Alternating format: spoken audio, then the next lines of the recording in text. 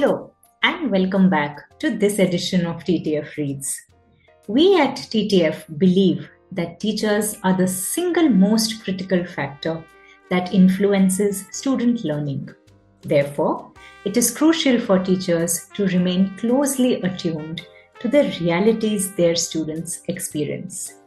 So today, my colleague Nidhi and I, Kritika, will read excerpts from an article by the late Grant Wiggins. It offers an account of a teacher's first-hand experience and takeaways of shadowing students. The article is titled, "A Veteran Teacher Turned Coach Shadows Two Students for 2 days. A Sobering Lesson Learned." And here it goes. I waited 14 years to do something that I should have done my first year of teaching. Shadow a student for a day. It was so eye-opening that I wish I could go back to every class of students I ever had right now and change a minimum of 10 things. As part of getting my feet wet, my principal suggested I be a student for 2 days. I was to shadow and complete all the work of a 10th grade student on one day and do the same for a 12th grade student on another day. I began by noting the schedule for both the grades I was set to join. And here are the key takeaways. First, students sit all day, and sitting is exhausting. I could not believe how tired I was after the first day. I literally sat down the entire day, except for walking to and from classes. We forget as teachers because we are on our feet a lot, in front of the board, pacing as we speak, circling around the room to check on student work, sitting, standing, kneeling down to chat with a student. Basically, we move a lot. But students move almost never, and never is exhausting. In every class, the expectation was for us to come in, take our seats, and sit down for the duration of the time. By the end of the day, I could not stop yawning, and I was desperate to move or stretch. I felt drained and very tired. I had planned to go back to my office and jot down some initial notes on the day, but I was so drained I couldn't do anything that involved mental effort, and I was in bed by 8:30. So Nidhi, what are your first thoughts after listening to what I read? Kritika, I think it's a big revelation for me, both as a teacher and trainer. So many times we fail to delve deeper into the classroom experiences that a student is exposed to. Definitely a lesson learned in empathy for the teacher who shadowed the two students. And yes, as educators, we need to provide opportunities for students to purposefully move around the classroom and outside as well. Else, I feel, like the teacher coach, learning becomes stressful and exhausting. Yes, indeed. The same is expressed in the article. And here goes. If I could go back and change my classes now, I would immediately include the following. A. Mandatory stretch halfway through the class. B. Some brain teasers or tongue twisters. C. A hands-on or a move-around activity. Yes, I would sacrifice some content to do this. But that's fine. By the end of the day, anyway, I wasn't absorbing most of the content. So I'm not sure my previous method of making kids sit through hour-long sit-down discussions of the texts was all that effective. I really appreciate these three ideas, and I know these are great for boosting class engagement. Now that we've covered the first key takeaway, it's important to also consider the second takeaway. So here it goes. High school students are sitting passively and listening during approximately 90% of their classes.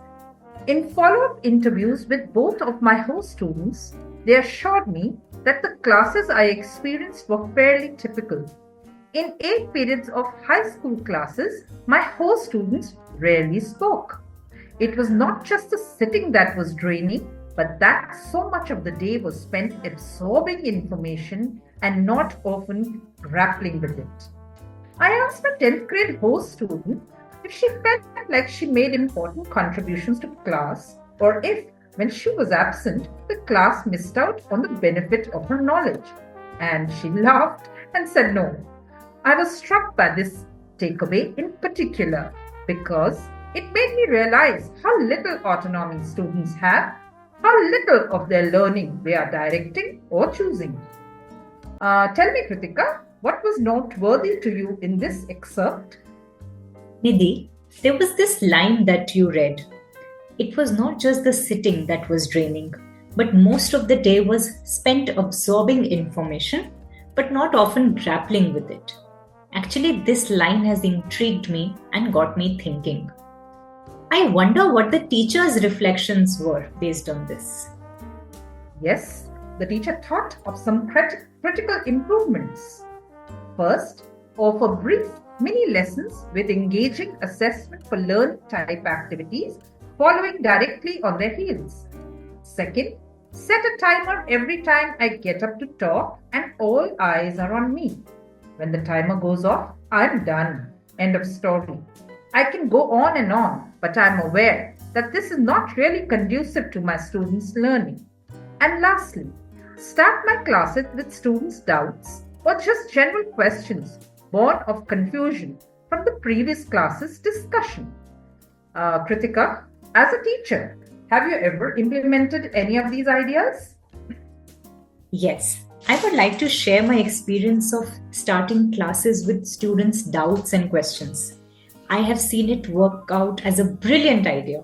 As my students became eager to generate their own questions, they were clarifying each other's doubts and overall actively engaged in the class interactions. So this strategy in particular resonates with me. Yes, indeed. A learning classroom is a buzzing one, with students moving purposefully and contributing productively. Absolutely, Nidhi. I agree. Transitioning from that idea, let's see the third major takeaway. Students feel a little bit like a nuisance all day long.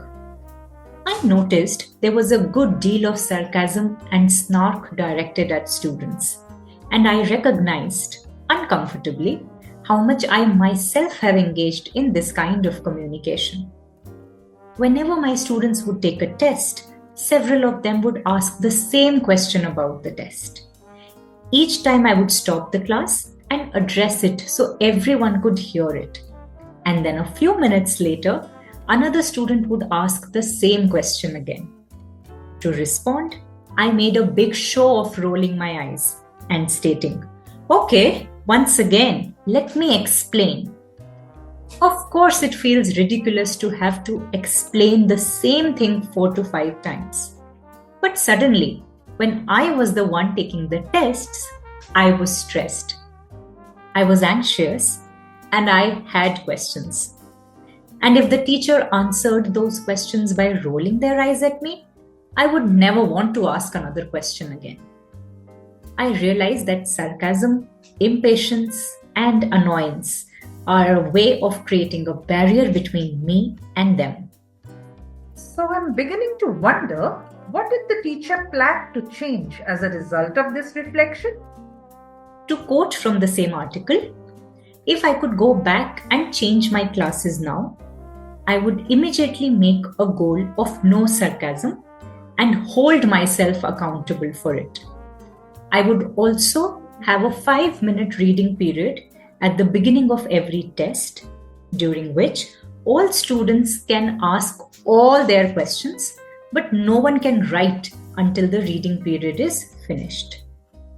Well, I totally agree with the point of avoiding sarcasm in the classroom, as it can create an environment of distrust and discomfort among students.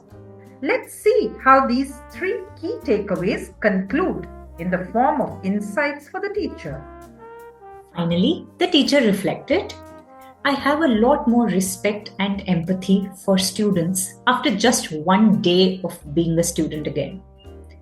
Teachers work hard, but now I think that diligent students work harder. My hope is that more teachers are able to try this exercise of shadowing and share their findings with each other and their administrations. This could lead to more interactive and engaged classrooms. So, friends, thank you for tuning in to this edition of TTF Reads. Be sure to catch our next episode.